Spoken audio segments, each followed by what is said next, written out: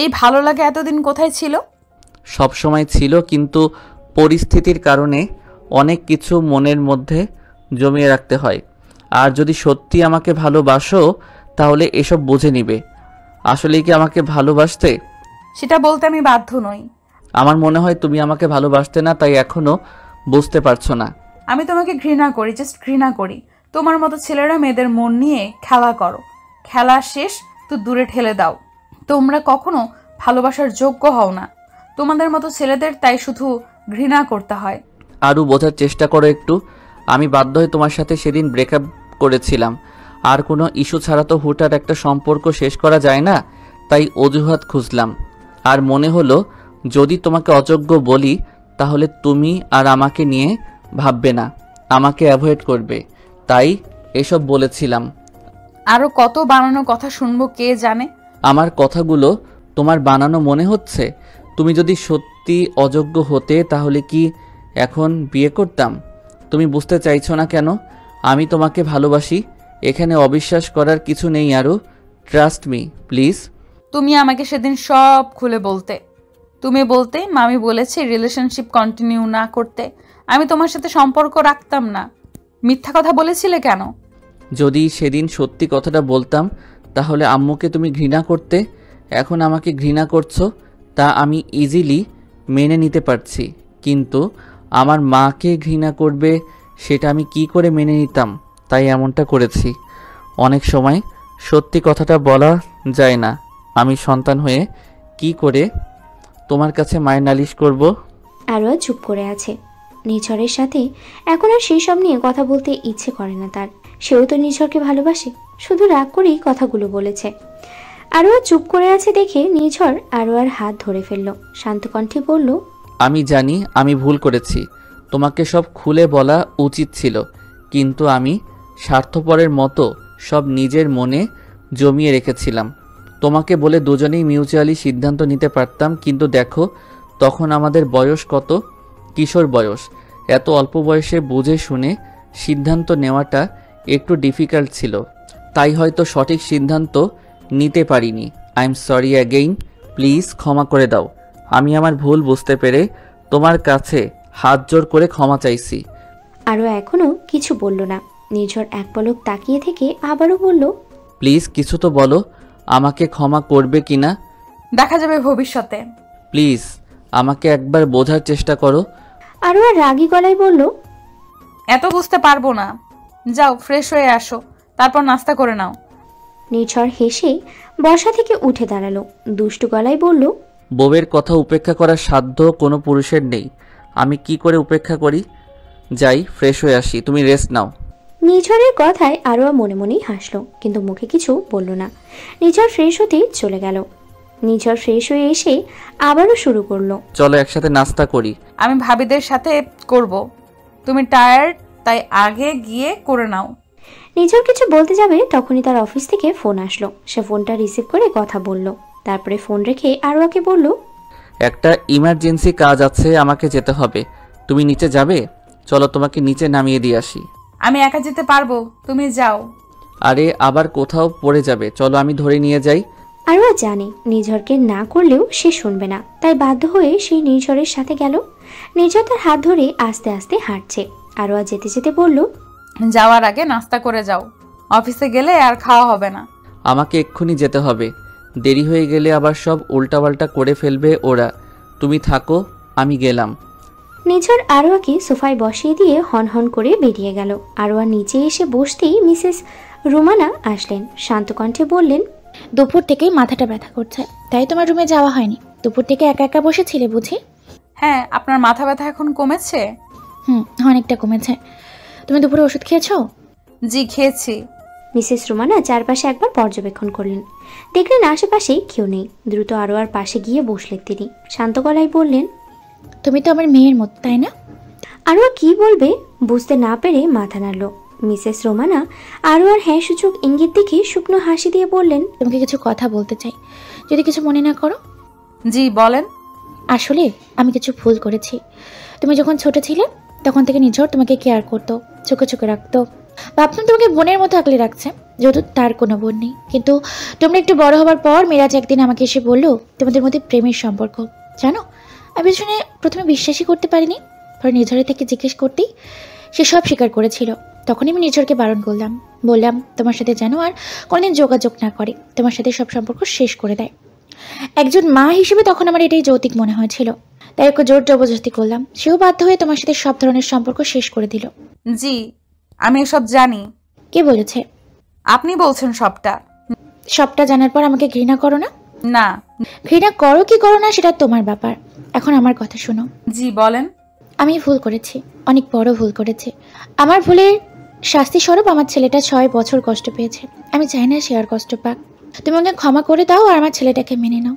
আমার ছেলেটাকে আগের মতো ভালোবাসো, আগের মতো আগলে রাখো সবসময়। দুজনেই আগের মতো হয়ে যাও, এটাই আমার রিকোয়েস্ট। যদি আমার ছেলেটাকে মেনে নিতে নতুন করে শুরু করো তাহলে বুঝবো তুমি আমাকে ক্ষমা করেছো। আরোয়া চুপ করে আছে। সে কি বলবে বুঝতে পারছে না। অসহায় মুখ করে মিসেস রোমানার দিকে তাকিয়ে থাকলো সে। মিসেস রোমানা আরোয়ার দিকে তাকিয়ে আবারও জিজ্ঞেস করলেন, বলো, সব ভুলে গিয়ে আগের মতো হয়ে যাবে তো দুজন? আরোয়া তার ছেলের হাসি দিল, শান্ত কণ্ঠে বলল, মামি, 6টা বছর কি অনায়াসে ভুলে যাওয়া যায়? আপনার সাথে কেউ এমন জঘন্য আচরণ করলে, এইভাবে অপমান করে দূরে সরিয়ে দিলে আপনি কি সব ভুলে গিয়ে তাকে ক্ষমা করে দিতে পারতেন? মিসেস রোমানা অবাক হলো আরোয়ার কথায়। মেয়েটা খুব গম্ভীর, খুব সহজেই কথা বলে না। আজকে কত সাহস নিয়ে সে কথাগুলো বলল তাকে। মিসেস রোমানা আরোয়ার চোখের দিকে তাকিয়ে তারপরে বললেন, আমি বলেছি তাই নির্ঝর এমনটা করেছে। নির্ঝরের কোনো দোষ নেই এতে। নির্ঝরের কোনো দোষ নেই? যদি নির্ঝরের কোনো দোষ না থাকে তাহলে কি সব দোষ আমার? না, তোমার দোষ হবে কেন? যদি আমার দোষ না থাকে তাহলে আমি কেন 6 বছর ধরে এত কষ্ট পেলাম? আপনার ছেলে আমার ভালোবাসা না বুঝে আমাকে অ্যাভয়েড করে গেছে এতদিন। এখন তার মন চাইছে বলে আবার আমার কাছে আসতে চাইছে। ঠিক আর কয়েক মাস পর যদি আবারও আপনার কথা শুনে আমাকে ছেড়ে দেয়, তখন তার দায় কে নেবে? নিজের কোনো কারণ ছাড়া ছেড়ে যাবেই কেন? আগেও তো কোনো কারণ ছাড়া ছেড়ে গিয়েছিল, এখন যাবে না তা আমি কিভাবে বিশ্বাস করব? যে একবার একটা কাজ করতে পারে তার জন্য কাজটা তখন ইজি হয়ে যায়, তাই সে বারবার সেম কাজ করলেও আর দ্বিধা কাজ করে না। আরোরা, তুমি একটু বেশি বুঝছো। তুমি ছোট মানুষ, তোমার এত কিছু বুঝতে হবে না, এত কিছু কানও দিতে হবে না। ঠিক বলেছেন, তাই আমি কিছুতে কান দিতে চাই না, হোক সেটা আপনার কথা বা আপনার ছেলের কথা। মিসেস রোমানা চুপ করে রইলেন কিছুক্ষণ। তিনি হয়তো কি বলা যায় না যায় তা বুঝতে পারছেন না। একটু পরে বললেন, এরকম করে কি সংসার করা যায়? না, যায় না, কিন্তু আগ্রহ আর বিশ্বাস ছাড়া কি সংসার করা যায়? তাহলে বিয়েটা করেছিলে কেন? বাধ্য হয়ে করেছি। সেদিন আপনি আমাকে সকলের সামনে নষ্টা মেয়ে প্রমাণ করেছিলেন। এইরকম একটা পরিস্থিতিতে আমি কিভাবে সকলের সামনে বলবো আমি আপনার ছেলেকে বিয়ে করব না? তাহলে এখন কি চাইছো? আমার কিছু চাওয়ার নেই। কিছু একটা তো তোমাকে ঠিক করতে হবে। হয় সুন্দর মতো গুছিয়ে সংসার করতে হবে, নয়তো বিচ্ছেদের দিকটাই হাঁটতে হবে। আমাকে যারা বিয়ে দিয়েছেন তারা সেই সিদ্ধান্ত নেবেন, আমার কিছু বলার নেই। সংসারটা তোমার, তাই তোমাকে সিদ্ধান্ত নিতে হবে। আরও মিসেস রোমানার দিকে তাকালো, একটু হাসার চেষ্টা করে বলল, আপনি আমার অনেক সিনিয়র। সংসার জীবন, বাস্তব জীবন সব কিছু নিয়ে আপনার অভিজ্ঞতা আমার চেয়ে অনেক বেশি।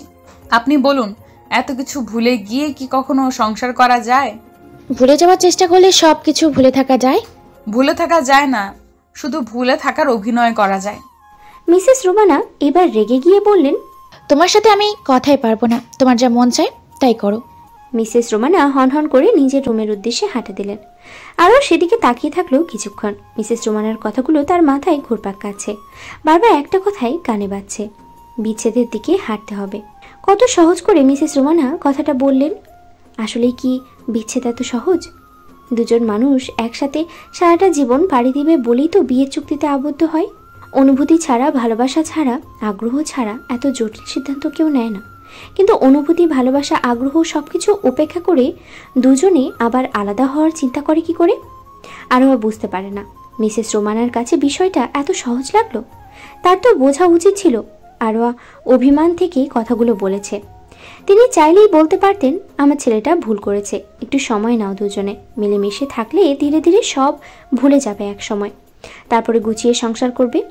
কিন্তু তিনি বললেন পুরো অন্যরকম কথা, যেটা কখনো মানা যায় না। আরোয়া বসা থেকে ধীরে ধীরে পা উঠে দাঁড়ালো। এসেছিল নাস্তা করতে, তার আর নাস্তা খাওয়া হলো না।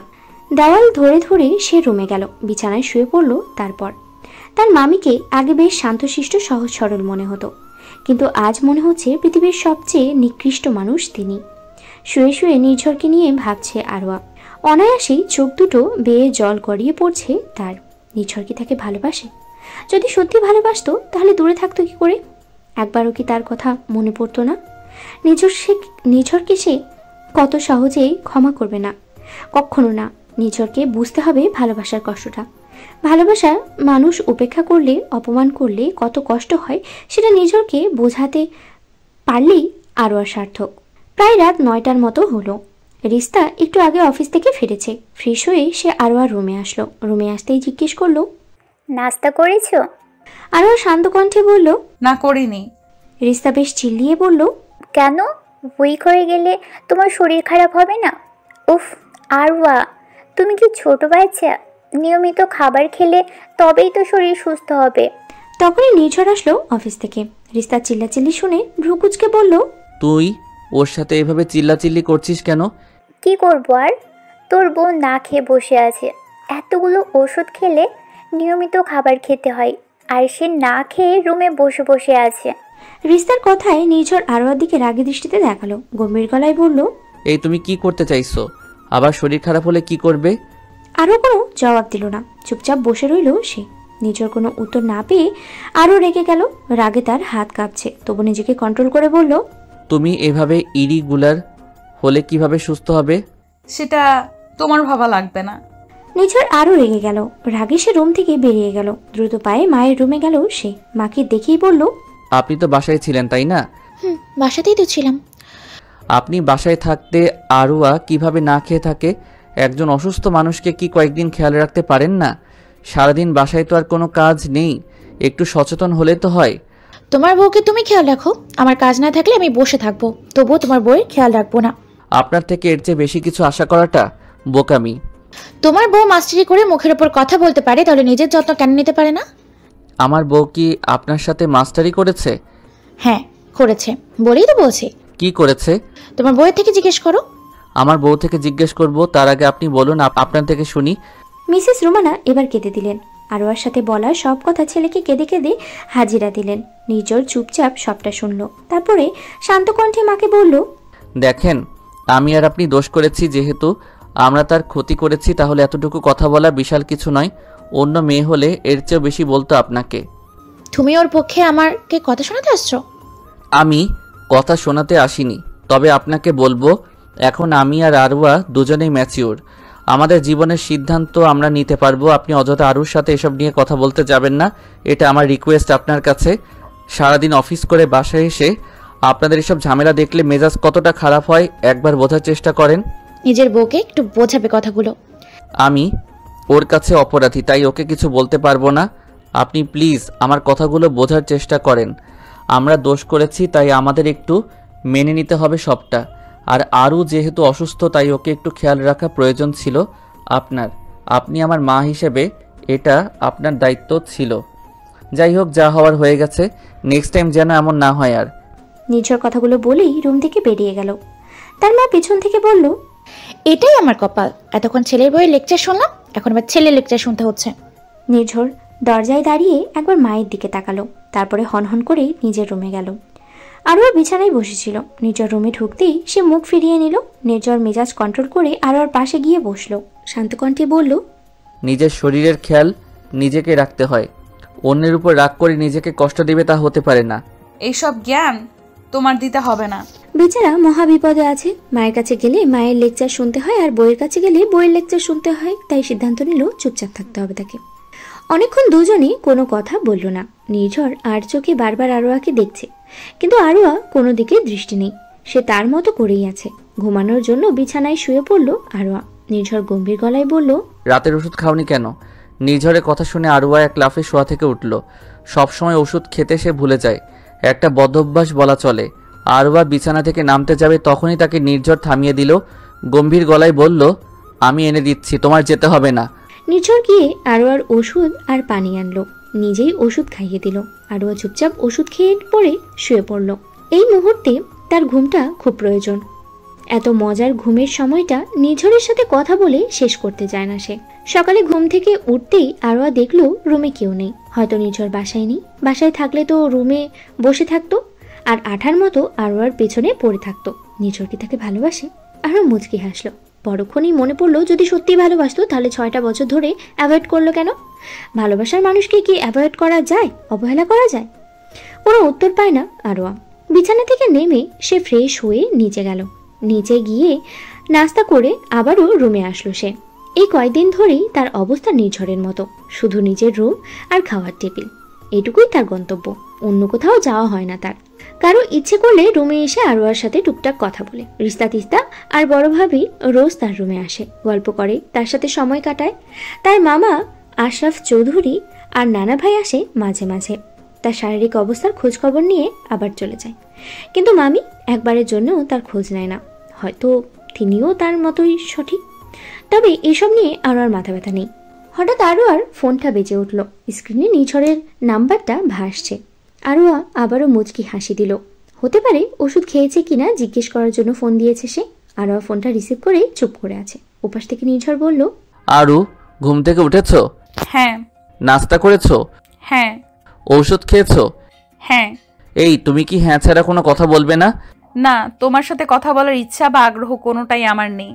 কিন্তু আমার তো ইচ্ছে করে সারাটা দিন তোমার সাথে কথা বলে কাটিয়ে দিই। তো আমি কি করতে পারি? তুমি শুধু আমার সাথে কথা বলবে, তাহলেই হলো, আর কিছুই করতে হবে না। নিঝড় কথা শেষ করার আগেই কারোর গলার আওয়াজ শুনল আরোয়া। নিঝড়কে বলতে শোনা গেল, বসুন। আরোয়া বুঝতে বাকি রইল না নিঝড়ের রুমে কেউ এসেছে। নিঝড় গম্ভীর গলায় বলল, তোমাকে পরে ফোন দিচ্ছি, আমি এখন কিছু কাজ আছে। আরওয়া নিজেই ফোন কেটে দিল। সারা দিন ব্যস্ত থাকে আর এদিকে সে বউয়ের সাথে কথা বলে, সারাদিন কাটিয়ে দেওয়ার ইচ্ছা পোষণ করে। মানুষের কত রকমের ইচ্ছা থাকে। আরও একা একা কি করবে বুঝতে পারছে না। ধীর পায়ে আবারও নিচে নামলো সে। নিচতলায় বাম পাশের রুমটা তার নানা ভাই থাকেন। তার রুমে গিয়ে দরজায় নক করতেই ভেতর থেকে তিনি বললেন, ভেতরে আয়। আরও বুঝতে পারল না তার নানা ভাই বুঝলো কি করে সে এসেছে সেটা। রুমে ঢুকতেই প্রশ্ন ছুড়ে দিল, আপনি জানলেন কি করে আমি এসেছি সেটা? দিনের বেলা তুই ছাড়া আমার রুমে এসে আবার খবর দেওয়ার মতো মানুষ এই বাড়িতে আর কেউ নেই। যাই হোক, এদিকে আয়, এখানটায় বস। আরমান চৌধুরী আরোয়াকে ইশারা করে একটা চেয়ারে বসতে বলল। আরোয়া তার কথা মতো সেখানে গিয়ে বসলো। নানা নাতি তাদের মজার আলাপে ব্যস্ত আছে। অনেক কথাবার্তা হলো দুজনের মধ্যে। কিভাবে সেই সময়টা চলে গেল দুজনেই বুঝতে পারল না। তার চেয়েও বড় কথা, কাছের মানুষের সাথে কথা বললে যেন মুহূর্তটা অন্যরকম হয়ে যায়। সময় শেষ হয়ে যায় কিন্তু কথা শেষ হয় না, জমানো থেকেই যায়। প্রায় 2-3 ঘন্টা পর রুমে কেউ আসলো। দুজনেই সেদিকে তাকিয়ে দেখলো নিঝড় এসেছে। সে দুজনাকে একসাথে দেখে হেসে দিল। চেহারাটা দুষ্টু দুষ্টু করে বলল, দাদা ভাই, তুমি কিন্তু ঠিক করছো না। এভাবে আমার বউটাকে নিজের রুমে আটকে রেখেছো। জানো আমি কতবার ফোন দিয়েছি, ওকে রিসিভ করেনি। আরমান চৌধুরী নির্ঝরের কথায় খিলখিলিয়ে হাসলেন। যদিও আরোয়া বেশ লজ্জা পেয়েছে নির্ঝরের আকস্মিক এমন কথায়। নির্ঝর কথা শেষ করে আরোয়ার পাশে গিয়ে বসলো। তারপরে বলল, দাদা ভাই, তোমার শরীর কেমন এখন, ভালো আছো? আরমান চৌধুরী গম্ভীর মুখে বললেন, আজ কি মনে করে আমার রুমে আসলে আমার খবর নিতে? সারাদিন তো নিজের রুমে বসে থাকো। এই বুড়োকে একটু সময় দিতে হবে, তাই এই বাড়িতে কারো মন থাকে না। দাদার কথায় নির্ঝর এক দৃষ্টিতে তার দিকে তাকালো। দাদার মুখের দিকে তাকিয়ে একটা দীর্ঘশ্বাস ফেললো। শান্ত কণ্ঠেই বলল, দাদা ভাই, তোমার তো শুধু এই বাড়িতে একটাই অসুবিধা, কেউ তোমাকে সময় দিচ্ছে না, সেটা নিয়ে তুমি আপসেট হয়ে আছো। কিন্তু আমি তো এর চেয়েও ভয়ঙ্কর এক জীবন পার হয়ে আসছি। আমাকে সবাই সময় দিতে চাইতো, কিন্তু আমাকে তাদের উপেক্ষা করতে হতো। সুস্থ মস্তিষ্কে নিজের নিজ থেকে কাছের মানুষদের উপেক্ষা করার কষ্ট কতটা, সেটা শুধু আমি বুঝি। তাই তো বাধ্য হয়ে নিজেকে একটা রুমে বন্দি করতে হলো। তখন কি করে তোমার খবর নেই বলো? আরমান চৌধুরী নির্ঝরের কথায় হাসলেন। তার হাঁটা চলা করতে কষ্ট হয় বলে নির্ঝরকে তার কাছে ডাকলেন। ফিসফিসিয়ে বললেন, আমার নাতেনকে এত ভালোবাসতে সেটা আমাকে বললেই হতো। আমি সব কিছু নয়ছয় করে মিলিয়ে দিতাম। আমার উপর বিশ্বাস ছিল না বলে এমনটাই হয়েছে। নির্ঝর হাসলো, শান্ত গলায় বলল, তখন আমরা চোর ছিলাম। চোর কি কখনো বলতে পারে আমরা চুরি করেছি? আমাদের ক্ষেত্রেও এমনটা হয়েছে। আরমান চৌধুরী বললেন, তোমার নাতনিকে একটু বোঝাও দাদা ভাই, ও তো বুঝতেই চাইছে না। আরমান চৌধুরী আরোয়ার দিকে তাকালেন, হাসতে হাসতেই বললেন, বুঝতে পারছি আমার নাতনিটা ভুল করেছে, এবার কি ক্ষমা করে দেওয়া যায় না? না, সেটা না। নিজের মুখটা খারাপ করে বলল। আরমান চৌধুরী নেমে গেলেন, ধীর কণ্ঠে বললেন, আসলে ঠিক বলেছ, এটা সম্পূর্ণ তোমার ব্যক্তিগত ব্যাপার, এসবে আমি নিজেকে ইনভলভ করতে চাই না। তোমাদের সমস্যা তোমরাই সমাধান করো। নিঝর শান্ত কণ্ঠে বলল। নিঝর কথাটা বলে বেরিয়ে গেল। নিঝর বেরিয়ে যেতেই আরমান চৌধুরী আরোয়াকে ডাকলেন, গম্ভীর গলায় বললেন, তোর মামির থেকে দূরত্ব বজায় রেখে চলবি, যাতে আমার তোদের নিয়ে কোনো কথা শুনতে না হয়। ঝগড়া করবি তো তোর মাকে সব বলে দিব। সচেতন থাকবি সব সময়, আমার কথা যেন মনে থাকে। আরোয়া ছোট্ট গলায় আচ্ছা বলল। আরমান চৌধুরী একটু থামলেন, তারপরে বললেন, এবার রুমে যা, নির্ঝরে একা একা বের হবে, বেচারাকে আর কষ্ট দিস না। আরোয়া হ্যাঁ সূচক মাথা নাড়িয়ে নিজের রুমের দিকে গেল। রুমে ঢুকতেই দেখলো নিঝর বিছানায় শুয়ে আছে। আরোয়াকে দেখে সে হাসি দিয়ে উঠে বসলো, ভ্রু কুঁচকে বলল, নিশ্চয়ই দাদা ভাই পাঠিয়ে দিয়েছে। আরোয়া রাগী দৃষ্টিতে তাকালো নিঝরের দিকে, তারপরে বলল, মোটেও না। তাহলে চলে আসলে কেন? আমার সাথে টাইম স্পেন্ড করতে চাও বলে দাদা ভাই থেকে পালিয়ে এসেছো? আমার বইয়ে গেছে, তোমার সাথে সময় কাটাবো। নিঝর হেসে বলল, আমি সব বুঝি। বাসায় কি একা একা বোর হচ্ছ? কোথাও ঘুরতে যাবে? তোমার সাথে আমি কোথাও যাব না। ফুপিকে দেখতে যেতে পারো। নিঝরের কথায় আরোয়া এক লাফে নিঝরের পাশে গিয়ে বসলো। খুশিমণি বলল, বাসায় নিয়ে যাবে আমাকে? ভেবেছিলাম, কিন্তু তুমি তো বলছো তুমি আমার সাথে কোথাও যাবে না। না না, যাব, আমাদের বাসায় হলে যাব। ওকে, দুপুরের খাবার খেয়ে রেডি হয়ে নাও। ওকে। আরও যেতে যেতে অনেক সময় আছে, কিন্তু সে এখন থেকেই রেডি হওয়া শুরু করলো। নির্ঝর হেসে বলল, এখন থেকে রেডি হয়ে যাচ্ছ? এর বিন্দুমাত্র ইন্টারেস্ট যদি আমাকে দেখাতে এত কিছু হতো না। তুমি আমার সাথে এইসব নিয়ে কথা বলবে না। তো কি নিয়ে কথা বলবো? তুমি বলে দাও, তাহলে আর তোমার অসুবিধা হবে না। তুমি আমার সাথে একদম কথা বলবে না, আমিও তোমার সাথে কোনো কথা বলবো না, ব্যাস হয়ে গেল। এইভাবে তো মানুষ শত্রুর উপরও জুলুম করে না। তুমি আমাকে এত জুলুম করছো, আল্লাহ সহ্য করবে না। তোমার সাথে এর চেয়ে ভালো ব্যবহার যায় না। বাই দ্য ওয়ে, আমি রেডি হতে যাচ্ছি, অযথা বিরক্ত করবে না। নির্ঝর হাল ছেড়ে দিল। আরও আর ভালোবাসা পেতে হলে তাকে আরও প্রহর গুনতে হবে, এটা এখন শিওর। নির্ঝর থাক, সমস্যা নেই, সে আরোয়ার জন্য অপেক্ষা করবে আজীবন। একদিন নাকি একদিন আরোয়াকে পাবেই, সে এতটুকু বিশ্বাস তার আছে। কথায় আছে, প্রকৃত ভালোবাসা কখনো হেরে যায় না। নিঝর আরোয়ার ভালোবাসার প্রকৃত বলেই এত বছর পর সব ভুল বোঝাবুঝি এক পাশে রেখে দুজনেই এক ছাদের নিচে হতে পেরেছে, একে অপরকে পেয়েছে। তাহলে তো সামনেও একে অপরেরই থাকবে বলেই আশা করা যায়। নিঝর হাসলো কথাগুলো ভেবে। আরও অনেকটাই দ্রুত রেডি হয়ে গেল বাপের বাড়ি যাওয়ার জন্য। নিঝর সাথে যাবে। দুজনেই একসাথে রুম থেকে বেরিয়ে নিঝরের মায়ের রুমে গেল। রুমে ঢুকতেই নিঝর বলল, আম্মু, আমরা একটু ফুপির বাসায় যাচ্ছি। ঝামেলায় আরওয়ার তো আর যাওয়া হয়নি আর এতদিন, তাই আজকে যাচ্ছি। আমাকে নয়, তোমার বাবাকে যে বলো। নিঝর মায়ের দিকে তাকিয়ে এক পলক তাকিয়ে হ্যাঁ সূচক মাথা নাড়ল। পকেট থেকে ফোনটা বের করে বাবাকে ফোন দিল। তিনি সম্মতি দিলেন যাওয়ার জন্য। তারপর দুজনেই বেরিয়ে গেল। নিঝর গাড়ি চালাচ্ছে আর আরোয়া তার পাশে সিটে বসা। নিঝর আর চোখে বারবার আরোয়াকেই দেখছে। একটু পরে শান্ত কণ্ঠে বলল, তুমি কি আজকে থাকবে নাকি আমার সাথে চলে আসবে? আমি তো থাকতে চাই, এতদিন পর যাচ্ছি, তাহলে চলে আসবো কেন? আমি একা হয়ে যাব, প্লিজ আমার সাথে চলে আসিও। আরও কোনো জবাব দিল না। গাড়ি থামলো আরোয়াদের বাড়ির সামনে। দরজার বেল বাজতেই মারোয়া দরজা খুলে দিল। আরোয়ার মা তো নিঝরকে আর আরোয়াকে দেখে মহা খুশি। নিঝর খুব একটা আসে না ফুপির বাসায়, আজকে তাকে নিজের বাসায় পেয়ে তো তিনি খুশি হবেনই। উৎসুক কণ্ঠে বললেন, নির্ঝর, আসো আসো। ফুপির কথায় নিঝর হেসে ভেতরে গিয়ে সোফায় বসলো আর আরোয়া মারোয়ার সাথে ভেতরে রুমে গেল। নিঝর আরোয়ার মায়ের সাথে গল্প করছে। কিছুক্ষণ থেকেই সে আরোয়ার বাড়ি থেকে চলে গেল। এখন অফিসে যেতে হবে তাকে, তাই মূলত চলে যাওয়া। আরোয়া কয়েকদিন ছিল তাদের বাসায়। 2 দিন পরে আজকে নিঝর এসেছে আরোয়াকে নিয়ে যাওয়ার জন্য। এই 2 দিনে নিঝর আরোয়াকে বেশ কয়েকবার ফোন দিয়েছিল, কিন্তু আরোয়া রিসিভ করেনি। বিষয়টা নিয়ে নিঝর বেশ রেগে আছে। আরোয়াদের বাসায় গিয়া মাত্রই আরোয়াকে রাগী গলায় প্রশ্ন করলো, এই মেয়ে, তুমি ফোন রিসিভ করো নাই কেন? তোমার কি আমার সাথে কথা বলতে ইচ্ছে করে না? আরও এক কথায় জবাব, না করে না, তোমার সাথে কথা বলতে চাই না বলেই ফোনটা রিসিভ করিনি। বোঝা উচিত ছিল তোমার। আরোয়া নিজেও জানে না সে কেন নির্ঝরের ফোন রিসিভ করছে না। কেন জানি সে আগ্রহ পাচ্ছে না। শারীরিক অসুস্থতা আর মানসিক চাপ তাকে অনেকটাই ডিপ্রেশনে নিয়ে যাচ্ছে। সে এখন সবকিছু থেকে দূরত্ব চায়। মনটা এখন একটু রেস্ট চায় তার। কিন্তু নির্ঝর বারবার ফোন করছে তাকে, তাই বাধ্য হয়ে রিসিভ করেনি সে ফোনটা। নির্ঝরকে এত কথা কৈফিয়ত দিতে ইচ্ছে করছে না, তাই এক কথায় জবাব দিল সে।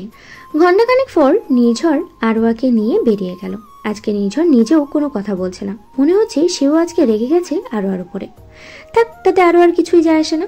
প্রায় আরও 2 মাস কেটে গেল। নির্ঝর আরোয়া এখন আগের চেয়ে অনেকটাই কাছাকাছি এসেছে। একে অপরকে বোঝার চেষ্টা করে। নির্ঝর সারাদিন এখন আরোয়ার পেছনে আঠার মতো লেগে থাকে, তাই আরোয়াকেও বাধ্য হয়ে নির্ঝরকে সময় দিতে হয়। মিসেস রোমানাও চেষ্টা করছেন আরোয়ার সাথে অ্যাডজাস্ট করে নিতে। যদিও সব ভুলে দুজনের একসাথে হতে সময় লাগবে, কিন্তু সম্পর্কটা এখন আগের চেয়ে গভীর হয়েছে বলা যায়। আজকে আরোয়া অনেকটাই খুশি। তার ভার্সিটির শেষ দিন আজকে। পড়াশোনার পার্ট চুকিয়ে এখন সে আরেকটা অধ্যায় শুরু করবে। অফিসিয়ালি আজকে ভার্সিটি থেকে তার বিদায়। কিছু ডকুমেন্টস আনতে যাবে আজকে শেষবারের মতো। পড়াশোনা শেষ এই ভেবে অনেক আনন্দ লাগলেও ভার্সিটিতেও শেষ দিন এই ভেবে একটু কষ্ট তো লাগতেই। আজকে আরোয়ার সাথে নিঝর যাবে ভার্সিটিতে। নিঝরের কাজ থাকলেও ও আরোয়াকে বলেছে তার সাথে যেতে, আর নিঝর এক কথায় সব কাজ ফেলে আরোয়ার সাথে যাবে বলে কথা দিয়েছে। কিন্তু নিঝর এখনো নাক ডেকে ঘুমাচ্ছে, যেটা এই মুহূর্তে আরোয়ার মেজাজ খারাপ হওয়ার জন্য প্রধান কারণ।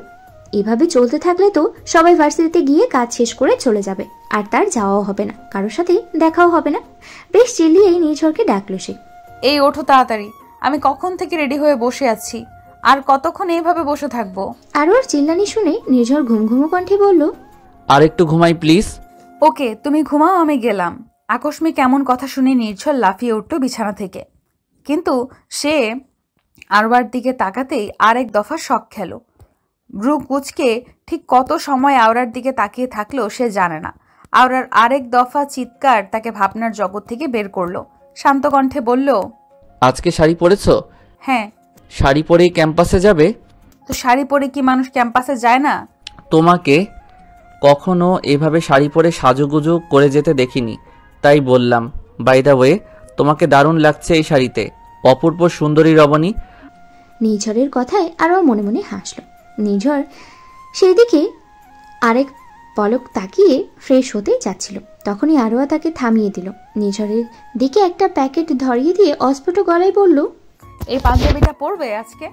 নিঝর হেসে আরোয়ার হাত থেকে প্যাকেটটা নিয়ে রেডি হতে চলে গেল। প্যাকেটটা খুলতেই দেখলো আরোয়ার শাড়ির সাথে মিল করে পাঞ্জাবি আর্ট করা। হয়তো কাপল সেট কিনেছে আরোয়া। দ্রুত রেডি হয়ে আসলো সে। আরোয়া তাকে দেখে বসা থেকে উঠে দাঁড়ালো। হাতে থাকা ব্যাগটা নিয়ে বেরিয়ে গেল রুম থেকে। নিঝর তার পেছন পেছনে বের হলো। নিচে গাড়ি রাখা আছে। নিঝর গিয়ে ড্রাইভিং সিটে বসলো, আর আরোয়া তার পাশে। নিঝর কিছু বলতে যাবে তার আগে আরোয়া বলল, জানো, আমার অনেক ইচ্ছা ছিল সুন্দর একটা শাড়ি পরে সাজগোজ করে তারপর ক্যাম্পাসে গিয়ে কাপল ফটোশ্যুট করব। আমার পার্টনারও আমার সাথে ম্যাচিং করে পাঞ্জাবি পরবে। দুজনেই একসাথে ক্যাম্পাসে ঘুরবো ফিরবো আর ছবি তুলে সব স্মৃতি আটকে রাখবো। বৃদ্ধ বয়সে আর তো ক্যাম্পাসে যাওয়া হবে না, তখন এই স্মৃতিগুলো দেখবো আর মনে মনে সেই অতীতে ফিরে যাব। এতদিন তো পার্টনার ছিল না, যদিও এখন একটা জামাই হয়েছে, সেও থাকা আর না থাকা সেম সেম। তাই আর হয়নি। আজকে ভাবছি ইচ্ছেটাকে আর সময়টাকে হাতছাড়া করা যাবে না। এই হাবলা মার্কা জামাইকে নিয়েই ইচ্ছেটা পূরণ করে স্মৃতি করে রাখতে হবে। নিঝর আরোয়ার কথায় হাসলো। ভ্রুকুচকে বলল, আমি হাবলা? আজকে ক্যাম্পাসে গেলে দেখবে তোমার সব বান্ধবী সিনিয়র জুনিয়র এই হাবলাটার উপর ফিদা হয়ে বসে আছে। ঢং কত! আমার কোনো বান্ধবী এমন নয়, আর ভালোই হবে। তোমাকে কারোর গলায় ঝুলিয়ে দিতে পারলে আমি খুশি, একটু রেস্ট পাবো। সেটা নিজেই দেখিও আজকে। আরোয়া মুখটাকে ভেঙচি দিয়ে অন্যদিকে ফিরে গেল। একটু পরে নিঝর গাড়ি থামালো ক্যাম্পাসের মেইন গেটে। আরোয়াকে বলল, আমি কি ভেতরে যাব? নিঝরের কথা শুনে আরোয়া রাগে দৃষ্টিতে তাকালো। গম্ভীর গলায় বলল, এতক্ষণ কি তোমাকে আমি জোকস বলেছি? তুমি ভেতরে না গেলে ঘুরবো কার সাথে? নিঝর আরোয়ার কথায় আবারও মুচকি হাসলো। শান্ত কণ্ঠে বলল, আমার সাথে ঘুরতে চাও সেটা আগে বলতে, তাহলে আমি তোমাকে নিয়ে পুরো মঙ্গল গ্রহে ঘুরে আসতাম। শখ কত, এখন ক্যাম্পাসটা ঘুরে আমাকে উদ্ধার করো। নিঝর আরোয়ার কথায় গাড়ি থেকে নামলো আর আরোয়া ফোনটা বের করেই তার দলবলকে অর্থাৎ দুই বান্ধবীকে খোঁজার জন্য ফোন লাগালো। তারা আগেই চলে এসেছে। ফোন করতেই বলল ভার্সিটির মুক্ত মঞ্চে তারা বসে আছে। নিঝর আর আরোয়াও হেঁটে গেল সেই দিকেই। কিন্তু আরোয়া খেয়াল করলো ঘটনা তো মহা জটিল পর্যায়ে যাচ্ছে। নিঝর ঠিক কথাই বলেছে, প্রত্যেকটা মেয়ে আরোয়ার হ্যাবলা মার্কা জামাইটিকেই দেখছে। অনেকেই দাঁত কেলিয়ে হাসছে। আরোয়া জাস্ট আর নিতে পারছে না, তার গা এখন রাগে শিরশির করছে। রাগী চোখে একবার নিঝরকে দেখলো। আসলেই তাকে বেস্ট লাগছে এই পাঞ্জাবিটাতে। নিঝর আরোয়ার চাহনি দেখে মুচকি মুচকি হাসছে। আরোয়া জেলাস দেখে নিঝর বেশ খুশি। এটি তো ভালোবাসার পূর্ব লক্ষণ। নিঝর আরোয়ার চোখে এই রাগটা দেখতেই চেয়েছিল। মুক্তমঞ্চে যেতেই আরোয়ার বান্ধবী সাইমা আর ঈশিতা আছে। তারা তাকে দেখে উঠে আসলো। নিঝরকে সাথে দেখে ঈশিতা বলল, দুলাভাই আপনিও এসেছেন? নিঝর এক কথায় জবাব দিল। আর কোনো উত্তর না পেয়ে ঈশিতা দমে গেল। হয়তো এটা সে আশা করেনি। একটু তো কথা বলা যায়। আরোয়াকে উদ্দেশ্য করে বলে সে, আচ্ছা চল দিন স্যারের ওখানে যাই, 6th ফ্লোরে, ডিপার্টমেন্টের সবাই ওখানেই আছে। এই বলে ঈশিতা আর সাইমা হাঁটা দিল। আরোয়া আর নিঝর পেছনে হাঁটছে। আরোয়া রাগী গলায় ফিসফিসিয়ে বলল, ঈশিতাদের সাথে কথা বললে না কেন? ওরা কি ভাববে এখন? কথা বলতে ইচ্ছে করেনি। আরোয়া আবারও ভেঙচি কাটলো। বিল্ডিং এর নিচে গিয়ে নিঝর বলল, আমি এখানে অপেক্ষা করি, তুমি ওদের সাথে গিয়ে কাজ শেষ করে আসো। আরোয়া নিঝরের কথা মতো আচ্ছা বলে হাঁটা দিল। আরোয়া তার কাজ শেষ করে নিচে আসছে। তার সাথে ঈশিতা নাইমা আগে থেকেই ছিল। এখন তার ডিপার্টমেন্টের আরেক মেয়ে নাওমিও আছে তাদের সাথে। যদিও নাওমির সাথে আরোয়ার সম্পর্কটা খুব একটা ভালো নয়, কিন্তু ঈশিতার সাথে নাওমির বেশ সখ্যতা থাকায় একসাথেই আসছে তারা। আরোয়া নামতেই দেখলো নিঝর দাঁড়িয়ে আছে একটা মেয়ের সাথে। দুজনেই বেশ হেসে হেসে কথা বলছে, যেন অনেক দিনের পরিচয় দুজনের। আরোয়া ভ্রুকুচকে সেদিকে তাকাতেই ঈশিতা বলল, মেয়েটা কে রে? চিনিস তুই? আমার সাথে তো কোনো কথা বললো না তোর হাজব্যান্ড। ওর সাথে এভাবে গল্পে মুশকুল হয়েছে, নাকি তোর সামনে ফেরেশতা সাজতে চেয়েছিল বলে আমার সাথে কোনো কথা বললো না? ঈশিতার কথা শেষ হওয়ার সাথে সাথে নাওমি বলল, কোনটা ওর হাজব্যান্ড? ওই যে ডানে দাঁড়ানো ছেলেটা। নাওমি জিজ্ঞাসু দৃষ্টিতে ঈশিতাকে বলল, তোর সাথে কথা বলেনি মানে? আমি যখন ওনার সাথে কথা বলতে গেলাম উনি আমাকে অ্যাভয়েড করলো, আর এখন আরওয়ার অপোজিটে গিয়ে ওই মেয়ের সাথে হেসে হেসে আড্ডা দিচ্ছে। নাওমি হেসে দিল ঈশিতার কথায়। হেসে হেসে বলল, আরে ভাই, পুরুষ মানুষ, বউর সামনে এমনটা সাজতে হয় তাদের। বাই দ্য ওয়ে, তোর হাজব্যান্ড হ্যান্ডসাম আছে সত্যি, আরওয়ার সাথে ওর যায় না। আমাদের মতো আপডেট হতে হলে, ওর সাথে তাল মেলাতে হলে আরওয়াকে আরও অনেক আপডেট হতে হবে। নাওমির কথাটা ঠিক হজম হয়নি আরওয়ার। ইচ্ছে করছে গালে একটা চড় বসিয়ে দিতে। একে তো নিঝরকে ওই মেয়ের সাথে দেখে তার মেজাজ খারাপ, তার উপরে এমন কথা কিভাবে সহ্য করা যায়? আরওয়া নিজেকে শান্ত করলো। শান্ত গলায় বলল, তাহলে তুমি আমার জামাইয়ের সাথে যাও কিনা একবার দেখে আসো। তোমার সাথে মিললে আমি ফ্রিতেই তোমাকে দিয়ে দিব। নাওমি অবাক চোখে আরোয়ার দিকে তাকালো আর আরোয়া চুপচাপ নিঝরের দিকে হাঁটা দিল। কিন্তু নিঝরের সাথে কোনো কথা না বলে তার পাশে দিয়ে চলে আসলো।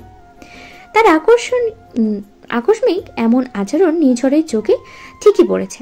ভ্রুকুচকে একবার আরোয়ার যাওয়ার দিকে তাকিয়ে নিঝর তার পেছনে পেছনে গেল। পেছনে থেকে বলল, ভেতরে কি কোনো সমস্যা হয়েছে? তোমাকে এমন অন্যরকম দেখাচ্ছে কেন? আরোয়া নিঝরের কথা শুনতে পেয়েছে ঠিকই, কিন্তু কোনো জবাব দিতে ইচ্ছে করছে না তার। কি দরকার ছিল এত কাহিনী করার?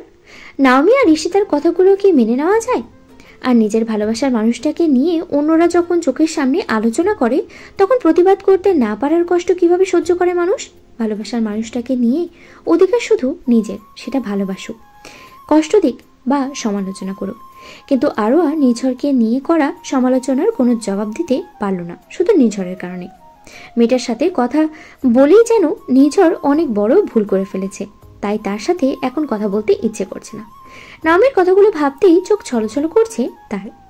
নিঝর আরোয়াকে পিছন থেকে ডেকে চলেছে, কিন্তু আরোয়ার কোনো রেসপন্স নেই। ভার্সিটির অনেকেই তাদের কাণ্ড দেখছে। নিঝর ঠিক বুঝতে পারছে না আরোয়ার কি তাকে অপমান করতে ক্যাম্পাসে এনেছে কিনা।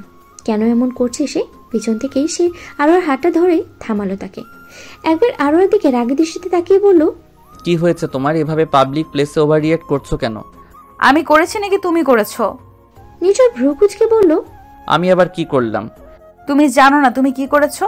জানলে কি জিজ্ঞেস করতাম? তুমি আমার সামনে ঈশিতার সাথে কথা বলনি, আর আমি চলে যেতেই অমনি অন্য মেয়ের সাথে হেসে হেসে কথা বলছো। তাহলে রিয়েক্ট না করে কি করব? নিঝর একবার আরোয়ার দিকে তাকালো। তার মেজাজ যথেষ্ট খারাপ হয়ে গেছে। অনেক কষ্টে সে নিজেকে কন্ট্রোল করেছে, এটা তাকে দেখেই বোঝা যাচ্ছে। শান্ত গলায় বলল, এই সামান্য একটা বিষয় নিয়ে কেউ এরকম একটা জনবহুল জায়গায় এত জঘন্য আচরণ করে? আজকে তোমার জায়গায় অন্য কেউ হলে এমন চড় দিতাম যে জীবনে আমার সাথে কথা বলতে সে ভয় পেত। অবশ্যই করে, এটা সামান্য বিষয়। তোমার জন্য আমার বান্ধবীদের কাছ থেকে কথা শুনতে হয়েছে। নিঝর রাগী গলায় বলল, সাহস যদি হয় মারো তো। এখানে সাহসের কথা তুলবে না। সাহস নেই এমনটা নয়, তোমাকে ভালোবাসি বলেই মারতে কষ্ট হবে, তা না হলে নির্ঝর চৌধুরীকে সাহস নিয়ে প্রশ্ন করাটা বোকামি। আর মেয়েটা আমার পরিচিত, তাই কথা বলেছি। পরিচিত মানুষের সাথেও কি কথা বলতে পারবো না? আমি কি তোমাকে কথা বলতে বারণ করেছি? তাহলে এভাবে রিয়্যাক্ট করছো কেন? তুমি ঈশিতার সাথে কথা বলনি, আর মেয়েটার সাথে কথা বলছো। এটা নিয়ে ওরা ঠাট্টা করছিল। তোমাকে নিয়ে ঠাট্টা করলে আমার কষ্ট লাগে। আমি ওদের কিছু বলতেও পারিনি। তাহলে রিয়েক্ট না দেখিয়ে কি করব? আরোয়ার কথায় নিঝর খিলখিলিয়ে হেসে দিল। আচমকা তার সকল রাগ যেন হাসির সাথে উড়ে গেছে কোথাও। আরোয়া ভ্রুত কুঁচকে নিঝরের হাসির দিকে তাকালো। নিঝর হাসি থামিয়ে বলল, আমাকে নিয়ে ঠাট্টা করলে তোমার রাগ হয় কেন? কারণ আমি তোমাকে ভালো। আরোয়ার উচ্চারণ করলো না, থেমে গেল সে। নিঝর এবার মুচকি হাসি দিল, তারপরে বলল, পুরোটা শেষ করো, আমি তো অপেক্ষায় আছি পুরোটা শোনার জন্য। আরও কোনো কথা বলছে না। আর মনে হচ্ছে নিজের জালে নিজেই ফেসে গেছে সে। একটু পরে পরিস্থিতি নিয়ন্ত্রণে আনতে বলল, তোমার সাথে আর ঘুরতে চাই না। তুমি ওর মেয়ের সাথে ঘুরো, আমি গেলাম। কথাটা বলে আরও চলে যাচ্ছিল। তখনই নিঝর আবারও তার হাত ধরে ফেলল, একটু কাছে টেনে আনলো নিজেকে। শান্তের চাহনিতে এক নজর আরোয়াকে দেখলো, তারপরে বলল, তোমার মন জানে, তুমি জানো আমাকে ভালোবাসো, সেটা শুধু প্রকাশ করছো না। একবার স্বীকার করো ভালোবাসো সেটা। আমি পুরো দুনিয়ার সব সুখ তোমাকে দিব। আমার লাগবে না তোমার দেওয়া সুখ। যে মানুষটা একলা পৃথিবীতে আকাশ সমান কষ্ট নিয়ে চলে যায়, তাকে নতুন করে ভালোবাসবো এতটুকু বোকা আমি নই। কতবার বলবো, এটা একটা অ্যাক্সিডেন্ট ছিল। আমার বাধ্য হয়ে এমন সিদ্ধান্ত নিতে হয়েছে, কোনো উপায় ছিল না। দেখো, আমার আর দাঁড়াতে ইচ্ছে করছে না, আমি যাচ্ছি। আরও দ্রুত পায়ে হেঁটে গাড়িতে উঠে বসলো। নির্ঝর তাকে থামানোর চেষ্টা করেছে, কিন্তু সে দাঁড়ায়নি। পরে নির্ঝরও বাধ্য হয়ে গাড়িতে গিয়ে বসলো। শান্ত কণ্ঠে বলল, তুমি আজকে ক্যাম্পাসে ঘুরবে বলেই আমাকে সাথে এনেছিলে, তাহলে চলে যাচ্ছ কেন? অনেকটা আগ্রহ নিয়ে এসেছিলাম, কিন্তু তুমি সব শেষ করে দিয়েছো। আমি কিছুই করিনি। মেয়েটা আমার এক কলিগের বউ, বিবাহিত একজন মেয়ে। সেই সুবাদে দেখলাম বলে কথা বললাম। এটা নিয়ে এত কিছু হয়ে যাবে কে জানতো। আচ্ছা যাই হোক, এবার আর রাগ করিও না, প্লিজ চলো। নির্ঝর আরোয়াকে কিছুতেই ছাড়ছে না, যেতেই হবে ক্যাম্পাসে। আরোয়া বাধ্য হয়ে বলল, এখন ক্যাম্পাসে যেতে চাচ্ছি না, আর ওরা হাসি ঠাট্টা করবে। কেন, আমরা কি জোকার? কারো ঠাট্টার পাত্র হতে জোকার হতে হয় না, অতিরিক্ত যোগ্য হতে হয়। তুমি যাবে মানে যাবে, কারো কথায় এভাবে চলে যাব এটা হতে পারে না। আরোয়া ধীর পায়ে গাড়ি থেকে নামলো। আবার নিঝরও হাসি মুখে নেমে দুজনে একসাথে পুরো ক্যাম্পাসটা ঘুরলো। নিঝর আরোয়ার হাত ধরেই হাঁটছে। আরোয়ার বেশ ভালোই লাগছে বিষয়টা। কত বছর পর এভাবে হাঁটছে তারা দুজনে। হাঁটতে হাঁটতে আরোয়া হঠাৎ করেই বলল, আজকে 6 বছর 5 মাস 17 দিন পর তোমার হাত ধরে একসাথে হাঁটছি। কতদিন পর সেটা তোমার মনে আছে কি করে? আমি ডায়েরির পাতায় সব হিসাব করে লিখে রেখেছি। তোমার আমার সব স্মৃতি সেখানে আছে। কেউ পড়লে অনায়াসে সবটা বুঝে যাবে আমি তোমাকে কতটা ভালোবাসি। আমাকে কতটা ভালোবাসো? আরও থেমে গেল। সে কথার ঘরে কত কথা বলে ফেলেছে এখন। আজকে প্রায় তাদের বিয়ে হয়েছে 6 মাস, কিন্তু কিছুতেই আরোয়া নিঝরকে একটুও সময় দেয়নি। নিঝরও সবটা মেনে নিচ্ছে। সে তো জানে আরোয়া অভিমান করেছে, এটা তো তাকে মেনে নিতেই হবে। দুজনে হাঁটতে হাঁটতে পুরো ক্যাম্পাসটা ঘুরল। ক্যাম্পাস ছোট হওয়ায় হাঁটতে খুব একটা অসুবিধা হয়নি তাদের। নিঝর থামলো, একটু গম্ভীর গলায় বলল, এখনো কি বুঝতে পারছো না আমি তোমাকে কতটা ভালোবাসি? হয়তো একটা ভুল ছিল, ভুল বোঝাবুঝি হয়েছে, ক্ষমা করে দাও এবার। আরোয়া মনে মনেই হাসলো। সেও ভাবছে নিঝরকে আর অপেক্ষা করাবে না। এভাবেই দুজনের অভিমানে তাদের জীবনটা শেষ হয়ে যাচ্ছে। সময় তো আর থেমে থাকে না, আবার ফেরতও আসে না। তাই এখন সব ঠিক করে দুজনে একসাথে সংসারটা গোছানো উচিত। আরও বলল, যাও, ক্ষমা করে দিলাম। ভবিষ্যতে যদি এমন হয় তাহলে মনে রাখবে আমাকে সারা জীবনের জন্য হারিয়ে ফেলেছো। নিঝর আরোয়ার হাতটা শক্ত করে ধরে বলল, তোমাকে অনেক ভালোবাসি, আর কখনো এই হাতটা ছাড়বো না। অতীত ভুলে যাও, দুজনেই নতুন করে সব শুরু করব। একবার বলো ভালোবাসো। আরওয়া একটু থামলো, তারপর বলল, বুঝে নাও, ভালোবাসি। নিঝর আরোয়ার কথা শুনে খিলখিলিয়ে হেসে আরোয়াকে জড়িয়ে ধরল। আরোয়াও সব অভিমান একপাশে রেখে নিঝরকে ক্ষমা করে দিল। ভালোবেসে নিঝরের বাহু জুড়ে নিজেকে আবদ্ধ করে নিল।